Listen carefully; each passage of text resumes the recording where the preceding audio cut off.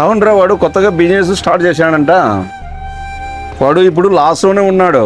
వాడిని చూస్తుంటే నాకు బాధ కలుగుతుందిరా. అందుకే వానికి ఒక పార్ట్నర్ కావాలని అడుగుతున్నాడు. దాని గురించి ఆలోచిస్తా ఉన్నా. సార్, నేను మీ దగ్గర చాలా రోజుల నుండి నమ్మకంగా పనిచేస్తున్నా కదా, నాకు బిజినెస్ చేయాలని చాలా ఆశగా ఉంది సార్. అది కాకుండా మా నాన్న బయట అప్పు చేసి 4 లక్షలు ఇస్తా అన్నాడు సార్. మీరు కొత్త బిజినెస్ కోసం పార్ట్నర్ని వెతుకుతున్నారు కదా, మీకు ఓకే అయితే మనిద్దరం కలిసి స్టార్ట్ చేద్దాం సార్. పని చేసుకోకుండా నాలా ఓనర్ కావాలనుకుంటున్నావా? అది కూడా నాతో సరిసమానం కూర్చుందామనే.